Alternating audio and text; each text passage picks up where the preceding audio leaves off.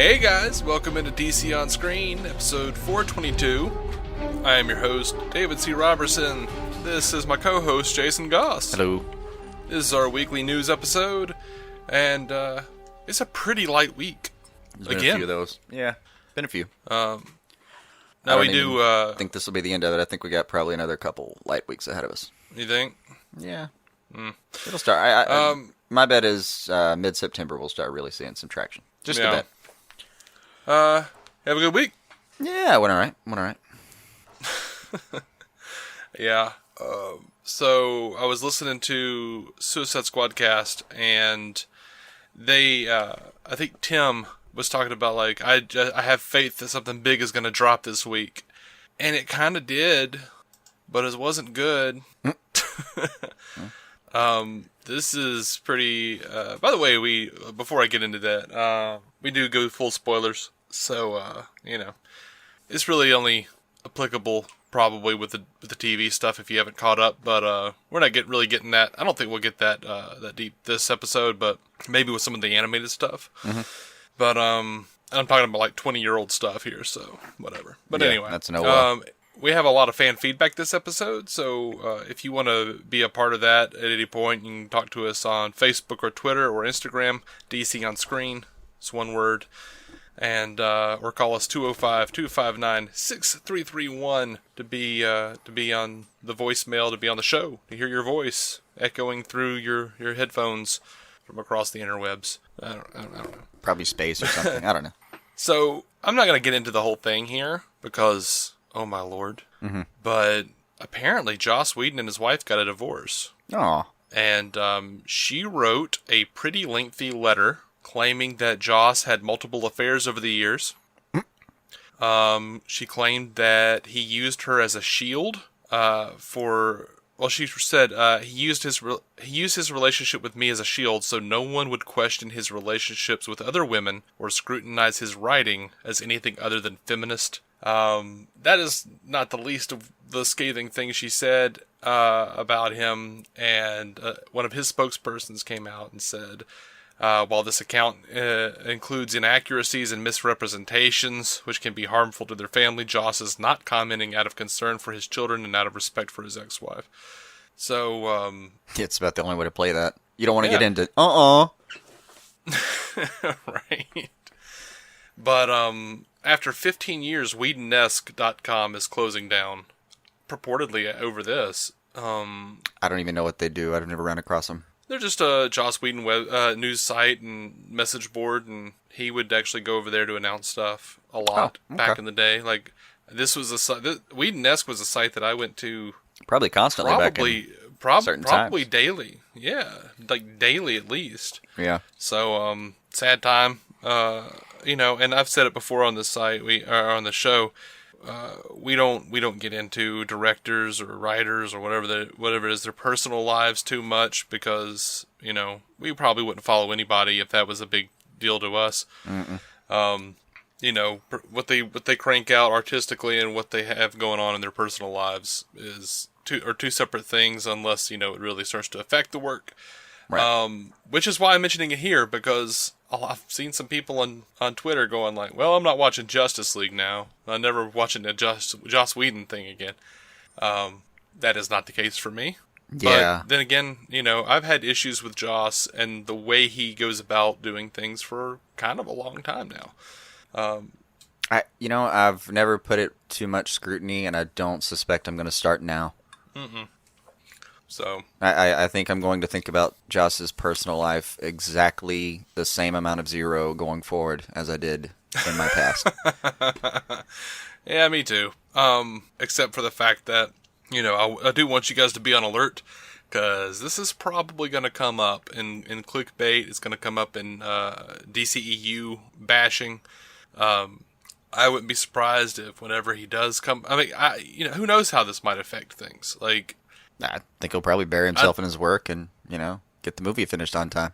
Yeah, who knows where it's going forward? I don't know, but already you can start to see on the Twitterverse, at the very least, people kind of bringing up like, well, I'm not going to do this or whatever, So I don't know. Draw your lines in the sand, people. I don't know. Mm. I'll watch the movie. I don't care. Mm-hmm. I mean, I'm sad. I am sad that this is going on in his life, and that it has gone on in his life. But beyond that, I got nothing. Mm-hmm. Moving over. I'm sorry. So Ben Affleck had like a little interview, and he was saying that the Justice League Batman is going to be different from the Batman v Superman version. He says BVS departed a little bit from the traditional Batman. He started out with all this rage directed at Superman because of his co-workers who had died in the fight Superman had with Zod. He was holding on to a lot of anger in a little bit of an irrational way. A little bit? Whereas this is a much more traditional Batman. He's heroic. He does things in his own way, but he wants to save people, help people. This is more in keeping with the canon of how Batman's usually been portrayed and how he's portrayed vis-a-vis the Justice League in the comics. Mm-hmm. This is more the Batman you would find if you opened up your average Batman comic. So, I like that phrasing, average Batman comic. Yeah, because it doesn't mean anything. It doesn't mean anything because there's no way to like. No, you'd have to really break down every structure and every tone he's ever been in. Right. Yeah, it'd be a statistical nightmare. But I like the use of it just because it's there is a kind of a normative view of him, and this can this can make sense. And they reported on this over on Squadcast, and Scott said he hopes that it means the JLA Grant Morrison Bat God, and I completely agree. Oh, that'd be fine. Yeah. I mean, all it means to me is if Affleck is right about how the film's getting prepared, then we're done with revengey Batman. Mm-hmm. I mean, revengey Batman is pretty much revengey Batman, just not murderous revengey Batman. Yeah. You focus on different. I mean, his whole character premise is kind of a revenge plot, but it rarely focuses on the kind of ruthless search for vengeance. Yeah, you just don't want Punisher Batman. Yeah. You got to stop shy of that. Yeah. So it's being reported. I think it was by Deadline. I didn't write it down because we're not that show anymore, apparently. Mm-hmm.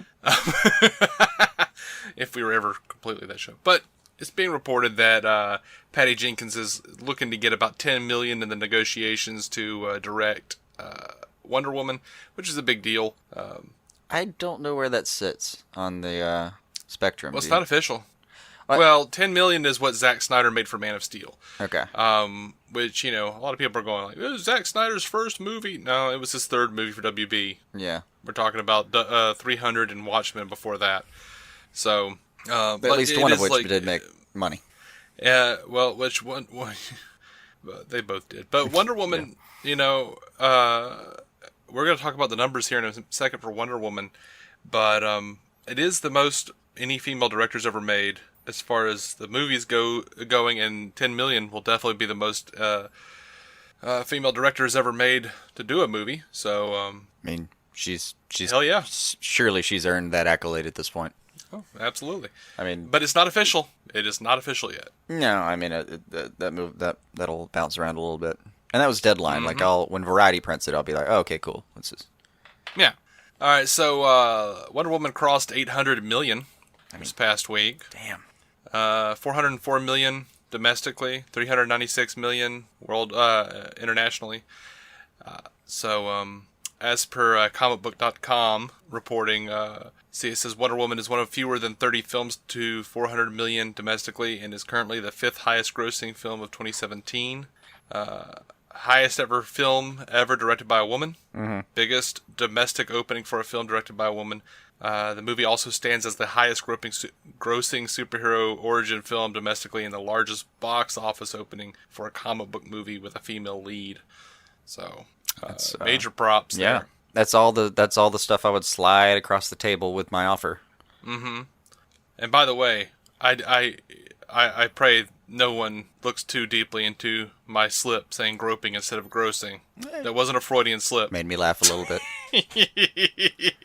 I didn't laugh out loud, I think, but I did smirk. No. Didn't want to interrupt your flow, course, though. Dave. Yeah. Of course, Dave. You would say groping right now. Yeah. I was going to just let you get through and not mention it, but yeah, I smirked. No, I couldn't help it. Okay. It's one of those things where, like, not saying it, but I mean, evidently I couldn't help it, but I had to mention it. It's like one of those things where I hear on a podcast if someone does it, I'm like, oh, I really hope they bring that up, and they point it out, and then they don't. I'm disappointed. So right there you go, guys. I'm sorry. Maybe it was a Freudian slip. I don't know. I'm only a person. Right. I don't know what's going on in my brain. That's why people need therapists. Right. And it's slightly less trouble to talk about it for a second than it is to go in and edit it out, so I prefer this method. Just let the tape roll. Sadly, I was thinking about that. You can call it efficient or lazy. I don't really give a damn which version you like to call it. I know what's in my heart. I call it just fine. Yeah. So, the director of Shazam, Sandberg, he was talking about why Black Adam is not in Shazam. He said, The Rock has been cast as Black Adam, but he's not going to be featured in this film. There have been variations of the script, like Before I Came Along, where Black Adam was in and out, and, Yeah. But now this is about Shazam. He's also stated, in talking about where he was going in terms of trying to make sure the fans are happy. He says, it's going to be interesting just because of how hardcore the fans are. Like already, if I tweet a little something, suddenly there's blog posts and arguments. And no matter what you do, some people are just going to be disappointed. Mm-hmm. I get so many tweets about, you should do this. And then someone else is like, no, you should do this, which is the complete opposite of that. You should never do that. And it's like, well, okay, one of you guys is going to be disappointed. Yeah. Now he did talk a little bit about where he is drawing inspiration for Shazam. He says, I'm just taking it all in. Some of those really old ones are quite fun, where he's like fighting Hitler and stuff like that. He's been around since the 40s for like as long as Superman, so there's a lot to read. He did say, talking about like how you choose which origin for Billy Batson, he says that's also interesting because he sort of has a couple of different origin stories, a couple of different takes on it. You have the most recent sort of Jeff Johns version, and then you have the Jerry Ordway version, and then you have those really old versions. Mm-hmm. So I really dig that he's just kind of looking at all of it and trying to like pick what he feels are the best parts. That's good. And he's going to have to do that. I think they just listening to all these guys talk for the last few years, and then seeing the fallout one way or the other, I completely agree with him. Like, I'm glad he's aware beforehand that he's just never going to live up to everybody's expectations. So it's a fool's errand. And the more and more I've heard these people talk, I feel like the advice I'd want to give any one of them is, man, pick your shot, make the best movie you can about that shot, and don't listen. Mm-hmm. Don't listen to what anyone says in the process. Like, find the angle you want to play and just go, because you're gonna have, you sit 3 people in a room and there's gonna be an argument about any of this material. Yeah. 2 people, 1 person in a room is enough to make an argument, because you even 1 person, we can kind of waffle on, do we like this or that more aspect more, or which storyline do we like more and stuff like that. And it's just impossible. Yeah. Good luck. All right, so I'm afraid your greatest fear has happened again. What's that? I don't know if it was your greatest fear, but it's been a constant annoyance to you. That's so many things, so you will have to narrow it. Casey Affleck was on Dale and Holly with Keith radio, and he was talking about Ben being Batman. He says, I thought he was an okay Batman. No, I thought he was great. He was great. He's a hero, so he had something to channel and work with there, but he's not going to do that movie, I don't think. Sorry to say. Is that breaking news? Because I was just kind of making that up. I don't know. Yeah, okay. So the Michael Shannon effect, is that what you're talking about? I don't know what the Michael Shannon effect is necessarily. The one where you just screwing with us, is that what you mean? Yeah, the one where you're just mouthing off and then you're like, I don't know. It was the flipper hands, and I do get very annoyed with that. And then Casey's rep, because the internet blew up, and Casey's rep said he was just having fun. He was just having fun with the folks at the Red Sox game where he threw out the first pitch in support of the Jimmy Fund. And not speaking from a place of first-hand knowledge, Ben's rep reiterated what Ben said at the SDCC. He'll continue to be Batman as long as the studio will have him, which that wording really makes me a bit queasy. I mean, you got to remember, when you're only contracted for a couple, sometimes it's just money. Sometimes it's not even vision. It's just, we can't pay this much for this version of Batman. We're going to have to move on. Mm-hmm. Because, that comes with, if the studio will have me and my writer and my paycheck and my producer credit that I demand, stuff like that. Sure. So, as previously stated, this is a pretty slow news week. So here we are at listener feedback. What you got, guys? Up first, this might be one of my favorite things. And look, I'm pretty sure this guy is our buddy Jordan Valdez. From the Gotham News Network. He's got like a little news thing that he does on YouTube. And I've already placed him in the Friends of the Show section on our website. So you guys can go check him out there. DCOnscreen.com. And go over to the Friends of the Show tab on the side. But Batfan Jordan V, and if it's not him, I apologize. We will have feedback from him later on as well. But this is an iTunes review, Funniest DC Podcast. This might actually be my favorite review that we've ever had. Oh. I listen to over 20 DC-related podcasts on a regular basis. Each of them are great in one way or another.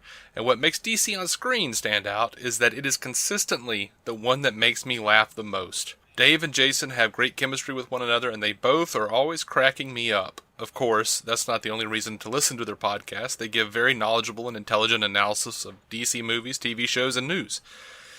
I love that they make sure to cover almost all of the current DC TV shows, even though they don't like The Dark Knight Rises, my favorite live-action film. They are still awesome, and I highly recommend them to any and all DC fans. Super nice review, man. That is deeply flattering. Appreciate it. Yeah. Like, I read that review, and, like, my leg did the thing that dogs' legs do when you scratch their tummy. Yeah, I can see that. Caused some back problems. But, well, you often do idly scratch your tummy, so it might have been... Yeah.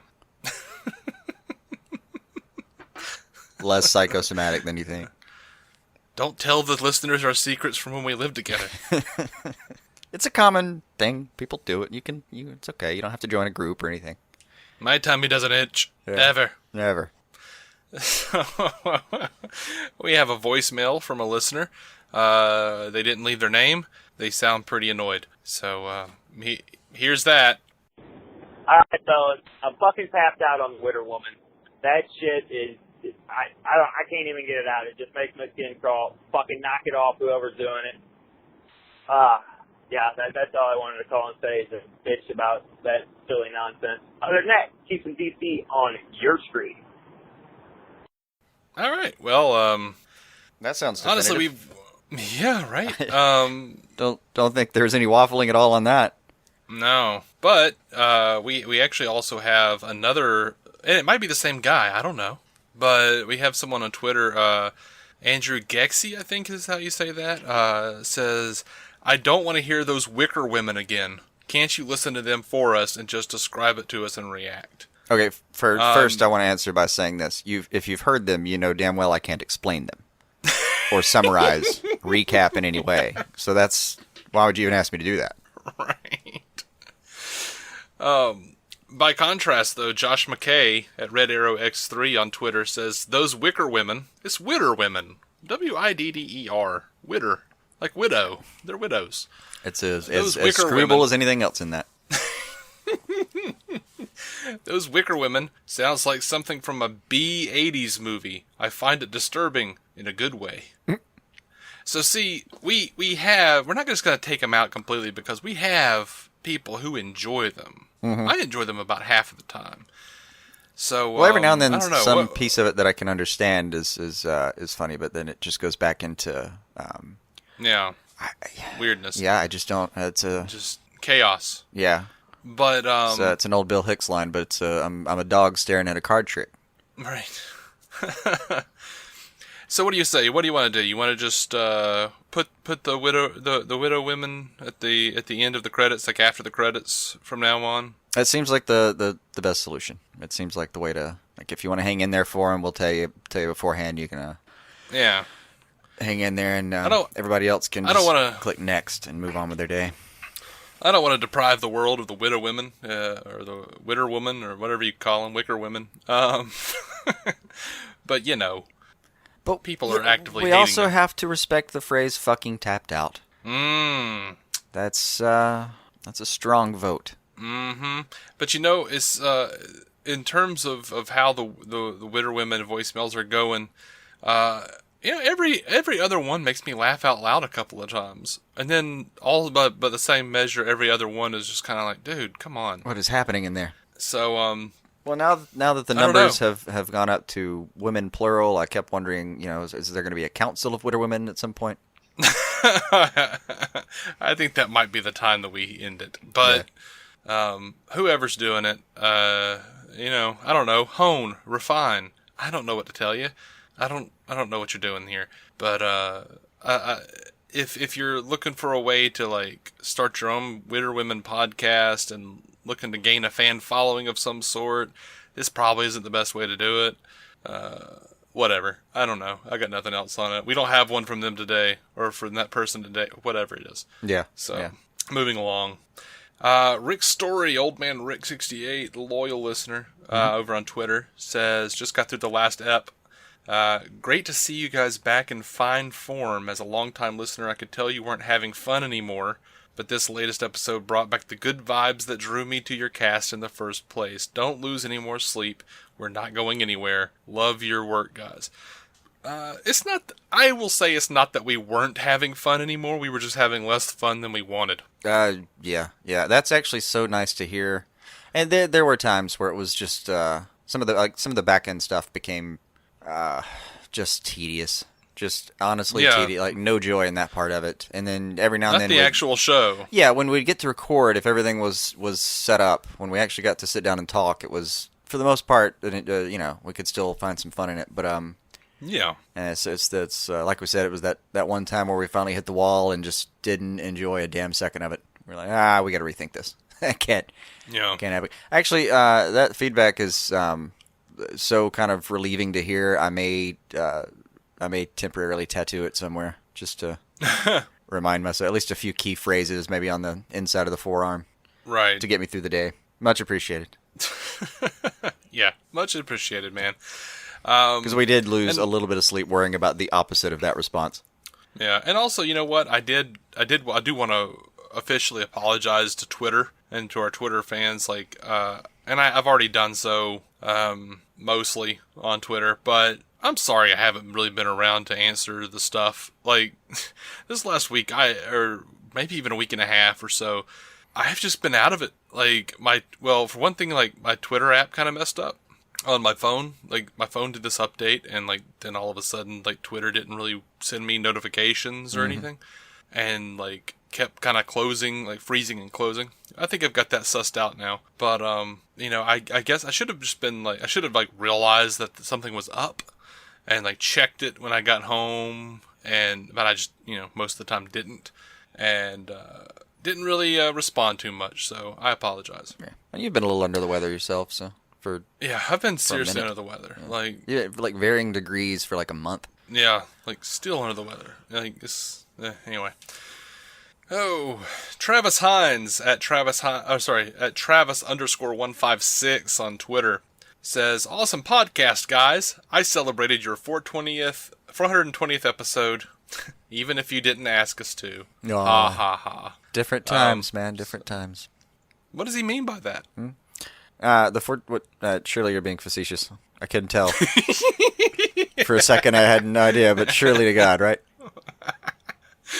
I don't know what he means. What is that? How would you celebrate our 420th episode? I don't know what you would do with that. Maybe a Cheech and Chong movie? Or Oh. To be clear, I don't feel that that's any way to celebrate anything. I like those movies. I've never been a fan. They were definitely in their time, but they were funny. I loved Tommy Chong on that 70s show, but I'll watch like a snippet of a Cheech and Chong on YouTube or something and chuckle. Mm-hmm. But I don't think I could do a movie. Mm. Every time I've tried, it's just like, It's one of those many situations where you maybe weren't in the right mind state to truly appreciate. Yeah, it would have to be that. That's legitimate. That's legit on this one. Sometimes I'm like, nah, man, it's not. This is funny. Certain. It's about right. It's about like that. Yeah. All right. So this is gonna get into some stuff here. Oh. Fun. A little bit. Spoilers for Batman the Animated Series and Batman Beyond a little bit. And for the Dark Knight trilogy. Jordan Valdez of aforementioned Gotham News Network wrote to us and to Wobbly Boots 85 on Twitter. It says, way behind on a lot of my podcasts, so I only now just got to the DC On Screen episode where you left a voicemail bringing up my take on the end of the Dark Knight Rises. This is to Nathan. I'm glad you appreciated my perspective on that. I've always loved it. Dave brought up what he prefers, that he prefers Batman Beyond's version of Batman's retirement. I like that version as well, although not as much as Nolan's version. Dave, but I don't see it as a happy ending. Even though Terry comes along, Bruce is estranged from the rest of the Bat family. Although he does reconcile with Tim in Return of the Joker, he is all alone in terms of romantic relationships. There's that scene in Out of the Past where he's looking at pictures of his past lovers. It's sad. That's a heartbreaking scene. Yeah, it is, absolutely. Bruce Wayne is my favorite fictional character of all time, and I want him to be happy when all is said and done. For all the good that he did in his life, he deserves to. Nolan gave us that. Maybe, but it just I can respect wanting him to be happy, but at the same time, I feel like he would maybe be happiest dying a soldier's death. Maybe, like that's a good point. Bleeding out in the field, having just that's a very Frank Miller take on it. Yeah, I mean, this would be a good death and all. Yeah, I think the worst case scenario for him is that there's these never-ending, world-ending battles, and he dies before he sees that they're going to win this one. You know, I think for him it's like he dies right after he sees, yeah, they've got this one. You know, okay, I'm going to just have a good long lie down. Okay, well, I preface my response with Grant Morrison's go-to. It's all valid, but I think Nolan's Batman is fundamentally very different than the animated series Batman. Like, Nolan's Batman is more Bruce Wayne than anything. Yeah, no, like, I think Batman that's, was our. I think that's clear. There's only a few moments in the entire BTAS canon that are really Bruce-centric. Yeah, like Mask of the Phantasm Batman has that fantastic moment, but that may be the most clear Bruce moment in the entire canon. Yeah, absolutely. But Batman was a hurdle psychologically for Bruce Wayne to overcome in his arc. Nolan has said as much. But my issue with the Dark Knight Rises ending, aside from the implausibility of Bruce knowing which cafe Alfred was talking about, was that the one bomb part too. Yeah. Was that one, the ending relationship with Selina didn't feel earned. They had some chemistry, mostly because Anne Hathaway is awesome. Fantastic actress. But we hadn't seen them together that much. And I felt like for that, Nolan was like leaning on source material for like relevance, you know, for like emotional impact, when I think he just should have set it up better in the film. Bruce didn't earn a happy ending in Dark Knight Rises, period. Because when you go back, like we've said before, he was only Batman for like a year and a half, tops. And then he stopped being Batman because the girl he was trying to steal from the DA died. He doesn't deserve a happy ending in Dark Knight Rises. He never really even did a whole lot. He killed a lot of people either by negligence or, just outright. So anyone who loves that movie and hates Batman v Superman for the same reason is full of shit. The millions in property damage. I mean, yeah, millions in property damage. Also, I know that the specific count is a lot higher on BVS. I just, let's not fool ourselves here, though. I mean, he killed a lot of people in the trilogy. Anyway, but I was being sarcastic about the Batman the Animated Series Batman ending. But when I was like, I just said the happiest ending Bruce deserves is Terry picking up his pills for him. And I say that not because he hasn't done a lot of good, but because he's been a complete dick in his personal life. Yeah. At no point. He stood at arm's length from everyone who was ever emotionally connected to him as a human being. And that's often kind of how that ends. At no point has Batman needed to be so emotionally closed off to his sidekicks / adopted children, because that's what they are, his adopted children. Yeah. But he has been, and that's one of the things I love about Batman, because even in something as campy and fun as Brave and the Bold, they address that. Batman has a tendency to let his mission get in the way of showing love to the people around him. Mm-hmm. The animated series Batman has done loads of good, but he's emotionally scarred pretty much everyone in his life. Yeah. He inducts them into his wild crusade. He doesn't properly care for them once initiated. He's a complete sociopath. But that's his big character flaw. That's all right. He's a master of sciences and martial arts. He's like the world's greatest detective. Complete badass. But he doesn't know how to love, and he doesn't know how to show it. Yeah. That's the tragedy of the character. And it's my personal favorite version. And he tries to build a family for himself. Maybe even subconsciously tries to build a family for himself. And yes, it's within the confines of his mission, but he builds it nonetheless. He just doesn't know how to maintain it, and that's really beautiful in a way. Yeah.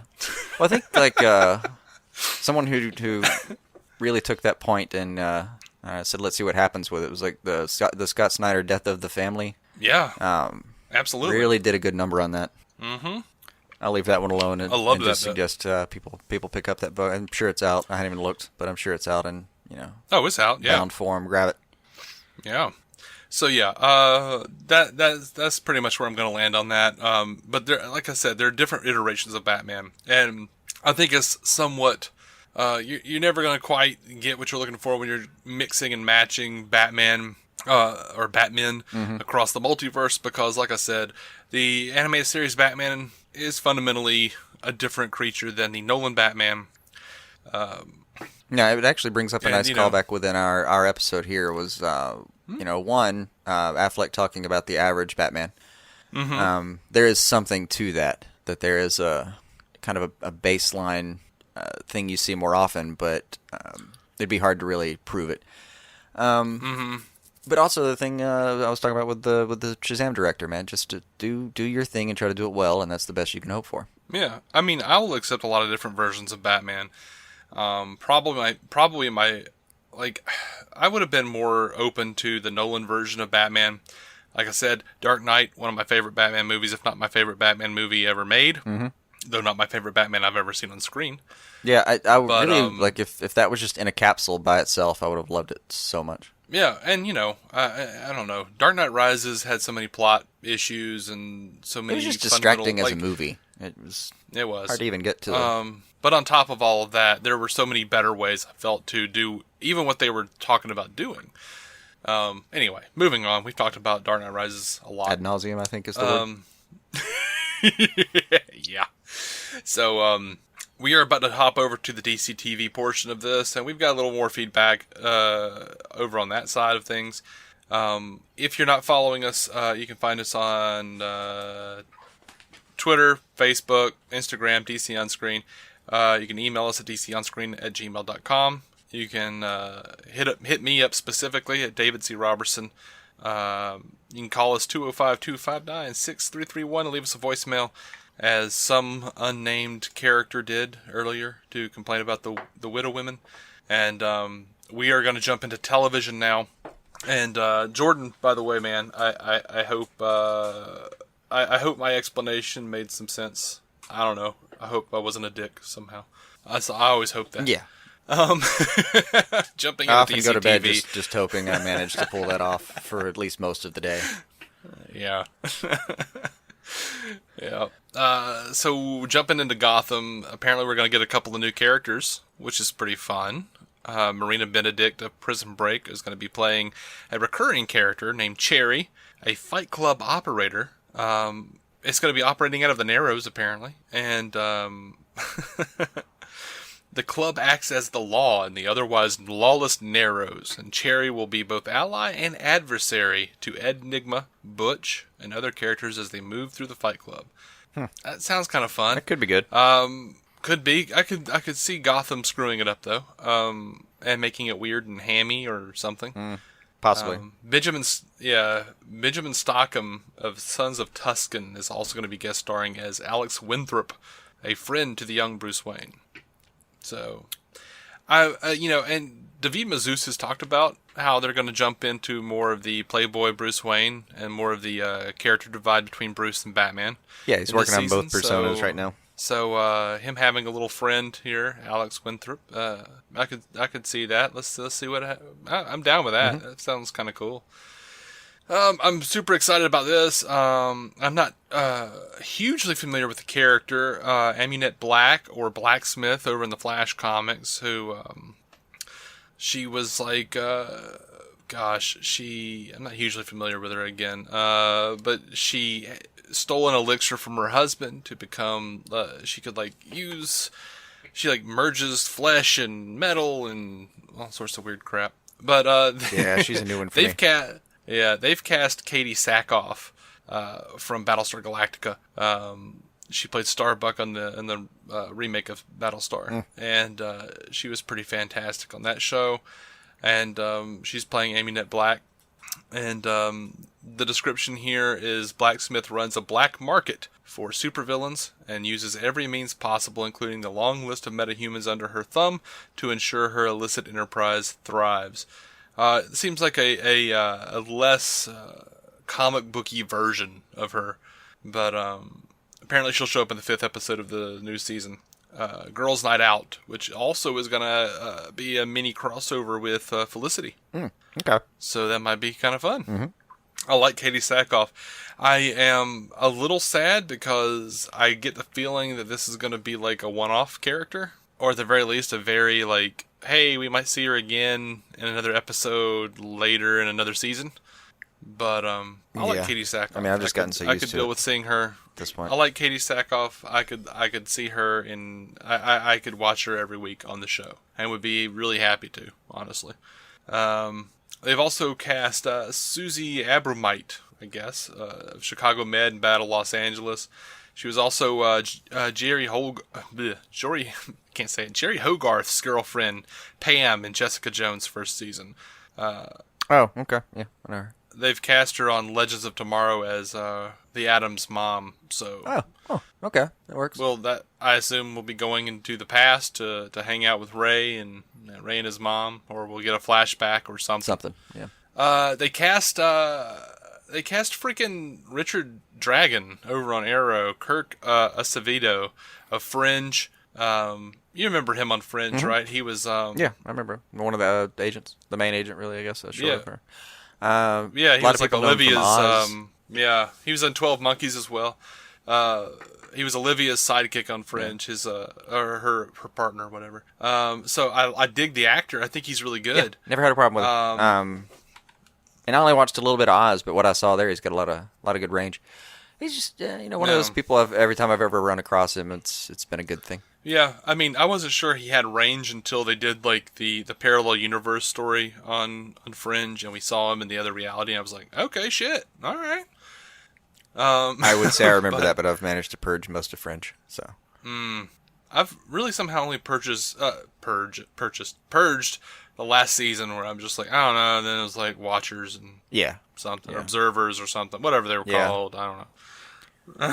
That was when we still watched it, but it was almost like it's like a battle of personal endurance. See if we could do it. Yeah, it was like around season 4, Fringe. We kept watching it, but weekly it was like knowing that it was like getting in your car to driving to go to the doctor when you knew that they were going to give you a shot that was going to hurt.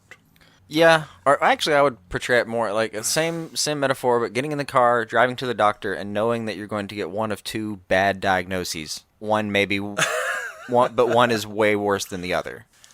No, I'm not going there, man. That's how it felt to me. It was either going to be a bad episode or a terrible episode, is what I got towards the end. Yeah, right. But so they've decided that he's going to be called Ricardo Diaz, which does have comic book precedent. He's set to have a season-long arc, recurring arc, on the 6th season. They are describing him as a hardened ex-con, recently released from prison for crimes he didn't commit. Ricardo Diaz is bent on taking over Star City's criminal underworld.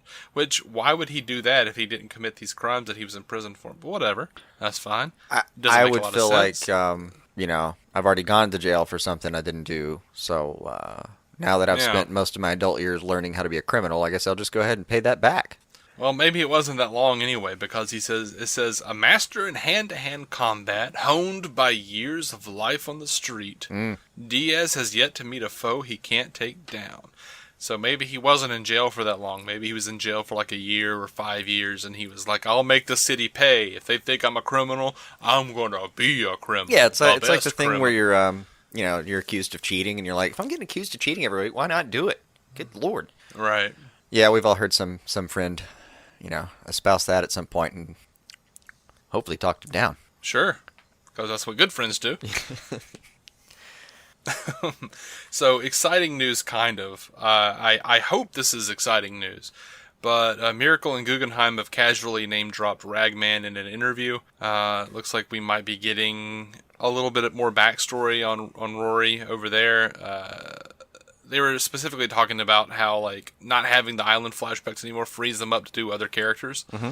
I don't know if this means that Ragman is going to be back as, like, a recurring, because they've been really cagey about who they're what the cast is going to look like this year. Yeah. But yeah, they're not going to get. I don't think we're going to see a lot of news on Arrow until after that first episode. I really think they're going to keep it pretty tight. Yeah, he wasn't on that island though, so it's safe to say that Ragman could still. That's why they can name drop him a little bit and not be worried too much about their season premiere.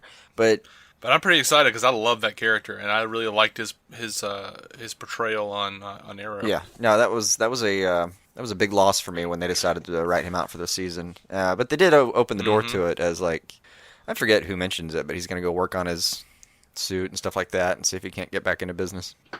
Mm-hmm. Yeah, absolutely. So, as at least thrice stated on this show now, slow news week. So here we are again, at least at listener feedback.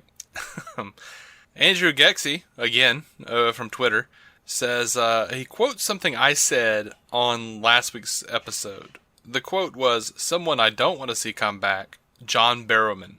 And he says, "What? GTFO, Barrowman for life. I want him to come back and be a main." I don't. Like, I like John Barrowman. I like him just fine. But, as I responded on Twitter, someone needs to finally put their foot down and say, death matters. Yeah. Yeah, no, I know what you're getting at. I agree completely. I love John Barrowman. I really do. I have the he's awesome. Deepest, one of my great hopes is that, that we're going to change doctors and maybe I want to see more Torchwood. Well, Torchwood would be good too. But we're going to change doctors now in Doctor Who, and, like, every doctor has kind of its own set of recurring cast members that they may or may not use, and I'm really hoping we get more Harkness somehow in his on this new She-Doctor's reign. Mm-hmm. I've hoped that every time they change doctors, though. So yeah, I don't, but mainly because I kind of feel like the Doctor and Jack Harkness kind of had their story. So they did. It was a good one. It's looking... that universe. You can do anything you want with it, and you can. He, and this is why I pointed out in particular, he isn't dead over there. I mean, he is in theory, right. But that's a whole thing. Yeah, that's a whole thing. But he's not actively dead within that story. He's still right. He can still be around. Yeah, but look, man. We got introduced to John Barrowman on Doctor Who. We watched Torchwood. We enjoyed him on both of those things. Mm-hmm. Honestly, I enjoy him a little less on Arrow, but I just think I like the character less, or maybe I like the writing less. Just depended on one or the other. Which treatment of him they were using at the time. There were times where I really loved him. Like season 1 of Arrow, I thought it was great. I do think there's a great amount of irony for me saying that we have to put our foot down and death has to matter at some point for John Barrowman, seeing as how Jack Harkness cannot die. Yeah. Or again, suppose he can, but it takes a while. Yeah. If you're going by he is the face of Bo situation. Yeah. Yeah, man. Take John Barrowman. Just it's one of those, like, I'm with you in spirit, dude. But it would really hurt me to see that that death doesn't have some consequences. And it was such a good scene. Just let it mean something. Yeah. And if you love John Barrowman that much and you haven't watched Torchwood or Doctor Who, I wholeheartedly implore you, watch Doctor Who and Torchwood, man. Yeah. And get a viewing guide, because there's some concurrency going on there. Yeah. So, also Andrew said, also you mentioned previously only doing premieres and finales of shows to cut back and combining news. Why not combine recaps to one show? Long story short, man, I mean, I don't know. Part of the problem is that, there's a lot of back end to this, to putting up the shows and editing shows, all the separate shows. And that's part of the reason we were cutting back. Also, with the new schedules, it's pretty much impossible for us to keep up on a weekly basis now. Yeah, one of the real problems was that not only they're adding more content, and I think it was going to be on like a mid-system schedule to some extent, but it was still going to be more content than we could reasonably assume we were going to be able to make. And two, they were changing some time slots where like me and Dave only have certain times in the week we can record, and we we literally wouldn't be able to get around to like it wouldn't be the show wouldn't be available for us to have watched when it was recorded. It was kind of like we've kind of been lucky so far that basically Thursday night was either completely abandoned or very light. And adding more plus the Thursday night switches with Gotham and Arrow was kind of a couple too many nails in the coffin on that one. Yeah. That doesn't mean we're still not going to kind of maybe finish the news and go like, okay, dude, did you see the Flash? Like and doesn't mean we're not going to kind of talk about the shows as they're airing a little, like a little bit. We're just not doing the full recap and review. Yeah, and we'll do like mid-season or full season. We'll probably do some over Christmas kind of mid-season episodes. Things. Yeah, for like for every show we'll throw them as, because we wanted to also open it up for specials, for crossovers with other shows. Yeah, I don't know if me and you interviews possibly at some point, crossovers, but the 4-part, and they swear it's 4 this time, not 3.1 part crossover event. Like I don't know if you and I have talked about it. We're probably going to do a special for that. Yeah, we'll probably do a special for that. But I was speaking specifically about crossovers with other podcasts, like with Eli Oppelders of Stealing the Remote. We've been talking about doing one with her for a really long time, ridiculously long time. We still haven't gotten around to it. Like feel really bad about it amount of time. Yeah, like really bad. Yeah. We feel awful. We talk about that privately sometimes. Like, man, we really have not gotten around to Eli. Yeah, we've had private discussions about this shame. We would love to have time to actually listen to other podcasts to start talking to other people. Yeah, I don't. For me, the rest of the world hasn't existed for a long time. Because I feel like there's a community out there that we haven't even really, would broach be the right word? I don't know. Discovered even. I don't even know that they're out there. I know they're out there, but I a just couple can't years get them. now, almost. Where when someone asks me like, "Hey, have you seen this television show?" I only somewhat jokingly respond, "Does it have a cape in it?" And I hadn't seen it. But, aside from even doing crossovers, we would like to, possibly at some point do interviews, actually have, and, our interviews wouldn't be like, it's everyone's done, like if for some unknown reason, somehow the gods smiled upon us and we got into contact with Mark Hamill. I don't want to sit down and do like a, hey, where you from? I would just want to shoot the shit with the guy. But, there are any number of people from, any number of different walks that we would have a lot of fun talking to on our show. I guess that would really technically fall under the crossover category. But there's so many different types of things we want to do. Casual recorded chat. Yeah. There are lots of different kinds of things we want to do on this show and have fun with. And just have not been able to get there with it yet.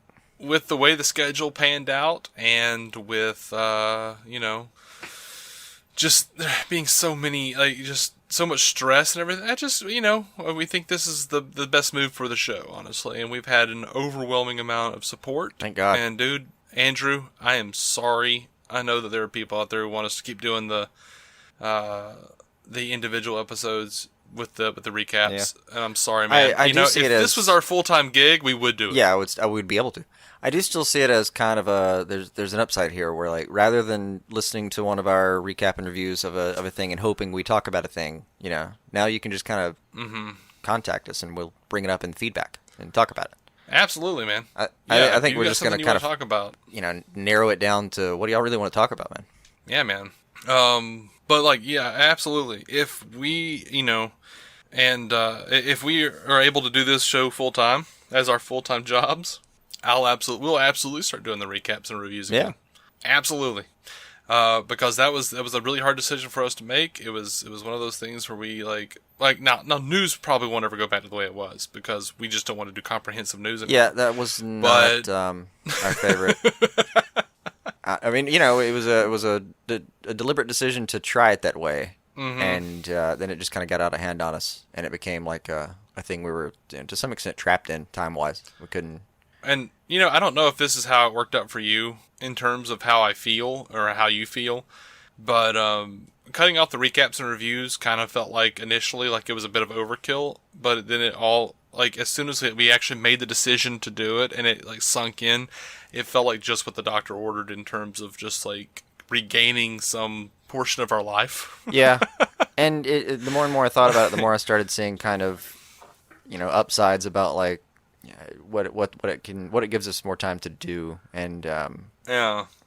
I really think it's going to be a stronger show. Yeah, and we're going to kind of be able to work on making a more fun show, a more kind of networked and more inclusive show, definitely. Yeah, and not so much be working on the back end part of it, which was so much for that many episodes. Not even the content. It doesn't take that long to actually record and talk. I mean, it does, but yeah, you'd be surprised for 1 hour of audio how much goes behind that. I mean, yeah, God, on average, a good 8 hours maybe behind each 1 hour of episode. Yeah. So yeah, we love all of you guys, and we want you to be happy. But I don't know, if you want to see the recaps and reviews, do put it, I don't know, on the top of your to-do list to like share us out and get us out there as much as you can. Tell your friends, man, because unless we're doing it full time and we can quit our jobs, it's just not coming back. It was not tenable now. It was not a thing. And I would love to do this show full time. Honestly, would. Yeah. It would be great. So yeah, I think we're out of the feedback. We're out of feedback. And I think we're out of show. So you want to call it? Let's call it. All right, guys. Thank you so much for listening. We love you to pieces. Hit us up on Twitter, DC On Screen. Facebook, DC On Screen. Instagram, DC On Screen. Gmail us, DCOnScreen@gmail.com. And you can call us, leave us a voicemail. Just don't be another widow woman. Come up with another thing. 205-259-6331. And honestly, hopefully, by the time this is out, you will be able to go to DCOnScreen.com and find that we have a merch section.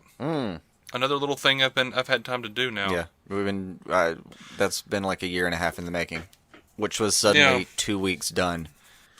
Right. Well, I've been working on it for like a year and a half in the background. Yeah. Like researching different kinds of sites and stuff, and just, trying to figure out which one was the best one to really go with. And I've settled on Redbubble. Hopefully that's a good thing. I really liked Cafe Press, but their site was so buggy, and so we've settled on Redbubble for now. And there are like 4 or 5 designs up, and you can get them on any number of products over there. We even have DC On Screen dresses, guys. So that's right. And hopefully I'll have a little more time to put up new designs, and I'll announce them as they come out. So until next time, keep some DC on your screen.